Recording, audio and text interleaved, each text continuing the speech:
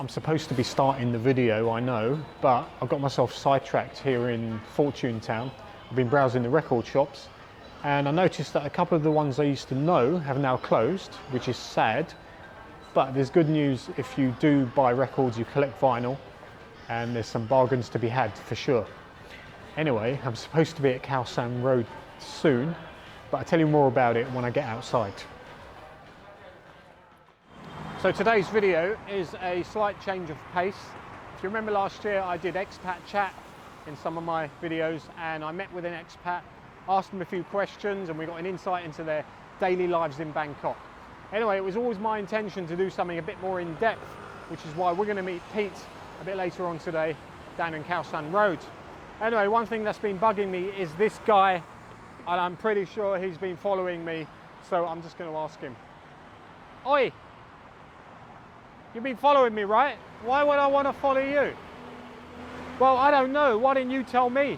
If I was following you, you wouldn't definitely know about it. That's for sure. Really? Why is that? Because I'm ex-Special Forces. Ex-Special Forces? Wow.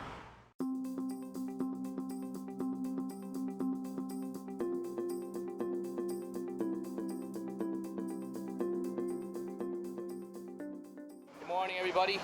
Today we are biking through the streets of Bangkok, and if you look around me now, you can probably tell that I'm in Chinatown. Yawarat is the name of the area.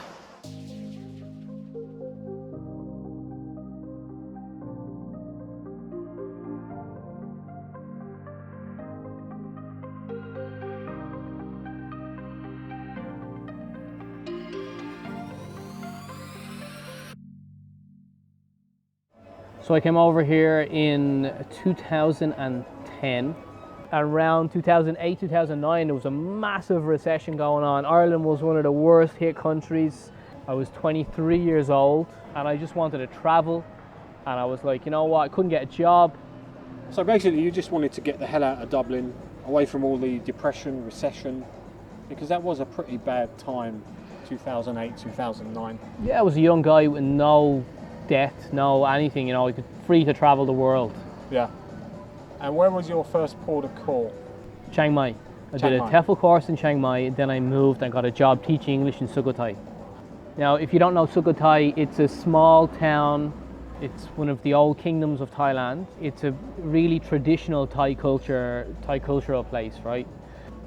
Less westernized than other places I've been in Thailand because of the historical ties. They've got an old city there like Ayutthaya. Yeah. You know, completely alien from what I was used to. I'm from Dublin, so I grew up in a city. I never lived in a small place before. All of a sudden I was in this school in SUKHUMVIT, which is, yeah, interesting. Okay, TEFL course. Do you want to give a shout out to the TEFL course provider you did? No, because he was a scammer.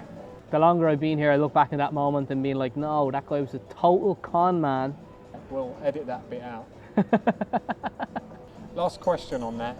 Any Guinness in SUKHUMVIT? Absolutely none. Your first year in Thailand as an expat is often a balancing act between staying sane, being around the right people who are often new friends, making a living, and being in the right place to do all that as well. Pete's made the good choice. He's been to SUKHUMVIT for his first year. He's eased himself into Thai culture in probably the best place to do that, SUKHUMVIT, the ancient city. What's next for Pete? Now he's going to move to Bangkok.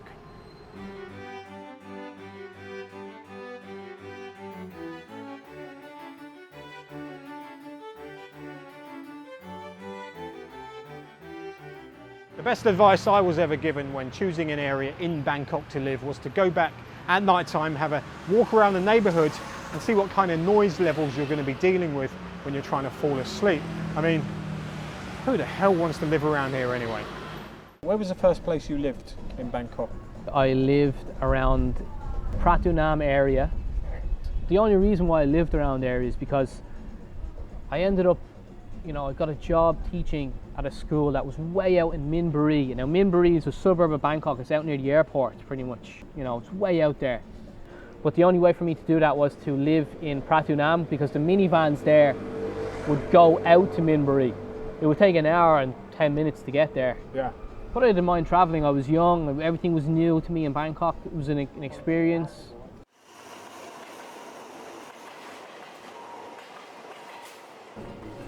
It's a bit of an urban jungle. Yeah, I didn't like it. It was just crazy busy. Downtown, smoky, polluted Bangkok. I stayed there for a year and then I moved to the RCAD Hoi Kwang area.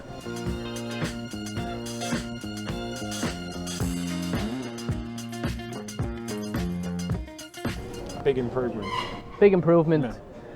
Because, I mean, I've lived there for the last 8 years. I love that area. It's my favorite place to live in Bangkok because I have a couple of theories on this, right? It's on the MRT line. It's 4 stops to SUKHUMVIT. So I can be in SUKHUMVIT in less than 20 minutes. So I have access to SUKHUMVIT, but the price is like, I'd say 30% cheaper, cost of living. Food is cheaper, accommodation is cheaper because you're just that little bit outside the main area. Where would you advise any newcomers to Bangkok? They're on a bit of a budget. They're coming here to teach English, and they want an area like your place. Where would you? Obviously, you don't want them to come and live near you, but where would you recommend them to? To come? Okay, so the way I see it is, if you live in SUKHUMVIT, you're going to be paying it's premium, right? It's expensive. Now you are going to be able to find cheaper places there, but then your food is going to be expensive, right? So that's how you have to think of it. Rent and food, your 2 biggest expenses. If you move a little bit away on the BTS or the MRT, the SkyTrain or the subway, you can get like decent, you know, you can get a nice accommodation, a condo with a swimming pool and a gym for say 15 or less thousand baht.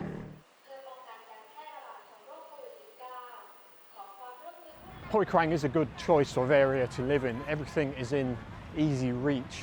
For example, if you come out the MRT station here, you are hit with the aroma of delicious street food.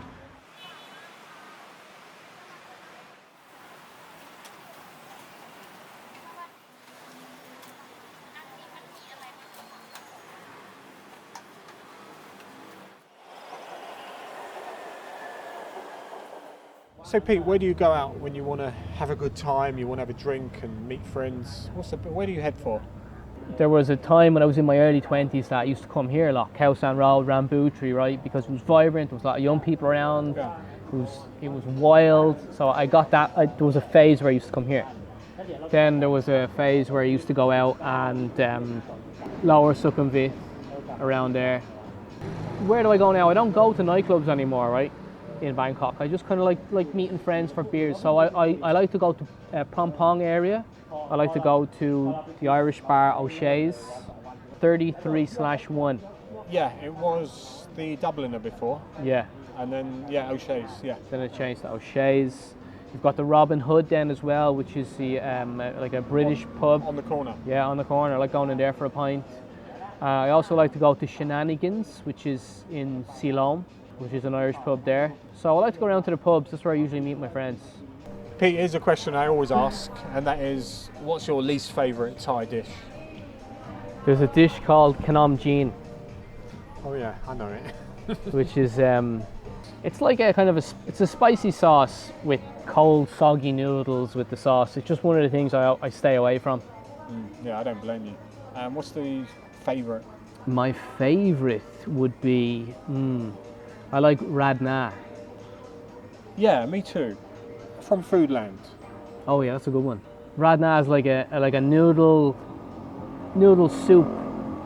Yeah, it's like a thick gravy soup. Yeah, like it kind of reminds you of like a hearty kind of a soupy meal, you know. Oh yeah. Yeah. I'm getting hungry now, Pat. That's where we're going after.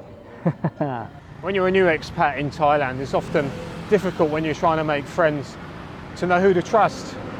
Who are the good guys?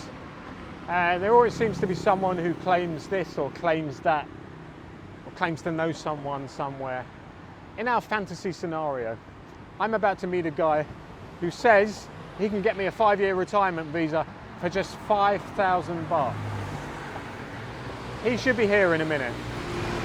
Yeah, I know a guy, he's got a girlfriend who knows a guy whose girlfriend is a cleaner who lives opposite immigration. They can sort it out, no problem. Right, okay. See what I mean? Pete, a few people have asked me about making friends. If you're new to Thailand and you come here alone, where do you go? Where would you advise? My first advice: be very careful. There's a lot of con men over here. The ones that you need to watch out for are not the Thais. They are the Westerners, the foreigners, the Farang. Not everybody, of course. Yeah. My advice is, okay, find out what are your interests, and make sure your interests don't involve a bar, right? Oh, yeah. So yeah, I've heard stories. you like golf, you'll meet nice guys that play golf. You like you like exercising, you like running, join a running club. Yeah. You'll meet, surround yourself with people. Basically, like as the old saying goes, you are the average of the 5 people that you surround yourself with. So if you surround yourself with guys that are drinking all day, every day, and talking bad about Thailand, or like low class guys, you're going to become one of them. As Pete says, it's a no-brainer. Life in Bangkok as an expat, there's several philosophies that you live by. Give us 3 of those. All right, so let's say first one is your health is your wealth.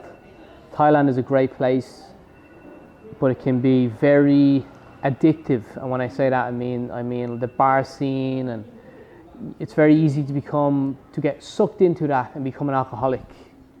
I know guys that came over here and they lost everything because they got involved in that too much. Now, I do like to have a beer, I do like to go meet my friends, but everything in moderation. So health is your wealth, so take care of your health. So I like to exercise, I go for runs in the park, I do yoga, I do different kind of exercises, and I have friends I go meet in pubs, but I also have friends that I meet in the gym as well. Yeah, yeah.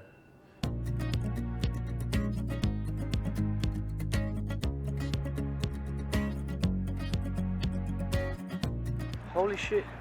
This water monitor just killed a snake. I'm not going too close to that in case it's still alive. And the second one would be, I would say, don't always complain or compare Thailand with the West. I meet a lot of people over here that they're constantly saying, well, in Ireland we do it this way, or in the UK it's done this way, and they're constantly comparing, and I just feel like saying to them, well, you're not at home, you're not in the West, you're here now, so don't always be comparing everything. Yeah. That's another kind of one of my philosophies on life. Yeah. Third one? Have you got a third one? Those are really my big 2, that's kind of what I live by. I don't really know, I don't really have a third one. I'm down here in RAMBUTRI. We're going to meet No, that sounded shit. Well, you're changing it, you're mixing yourself up. I know, I'm going to get it. I'm down here in RAMBUTRI. I'm about to meet Pete from Irish Times. We're going to talk about expat life in Bangkok. I'm here in RAMBUTRI, and I'm here to meet Pete from the channel Irish Times. We're going to discuss expat life in Bangkok. There you go, you got it. That's it. Simple. Simple. Anyway, so Irish Times, check out his channel. And Pete, it's been fantastic. Thank you, Pat. And I'm sure we'll cross paths when Detective Pete takes on one of my ghost stories. That's a wrap. Finally.